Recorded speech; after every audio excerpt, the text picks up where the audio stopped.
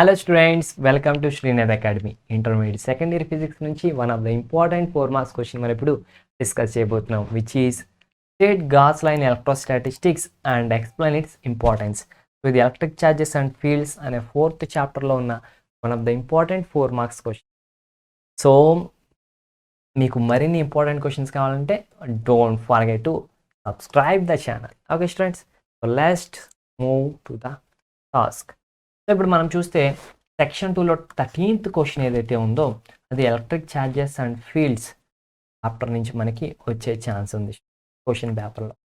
So ఇప్పుడు ఈ question అక్కడ వచ్చే ఛాన్స్ కూడా ఉందన్నమాట. So state gas law in electrostatics and explain its importance.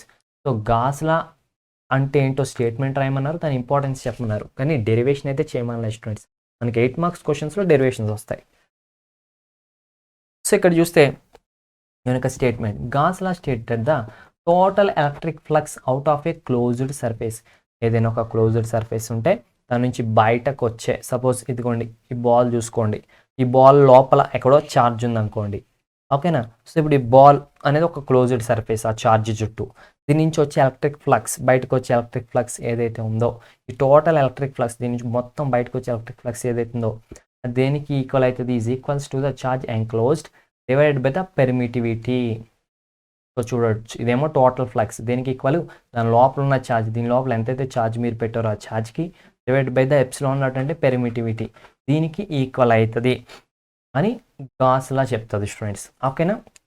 And ఈ ఎలక్ట్రిక్ ఫ్లక్స్ ఏదైతే ఉందో దీన్ని ఎలా ఫైండ్ అవుట్ చేస్తామంటే కనుక electric flux is nothing but the electric field into surface area కదా, లైక్ దట్ అనమాట. The electric flux in an area is defined as the electric field multiplied by the area of the surface. నేను చెప్పిందే electric field multiplied by the area of the surface projected in a plane and perpendicular to the field అనమాట, ఓకేనా. That's it. అంటే చూడండి లోపల ఉన్న charge ఉంటుంది, ఈ ఛార్జ్ నుంచి ఎలక్ట్రిక్ ఫీల్డ్ లైన్స్ ఇలా బయటకు వస్తూ ఉంటాయి.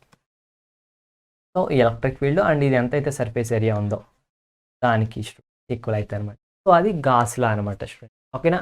సో ఇది సింపుల్గా మనం చెప్పాలంటే that phi is the electric flux. Electric flux ఇంకొక ఫామ్ ఏంటంటే ఈ బార్ డాట్ డిఎస్ బార్ అనమాట.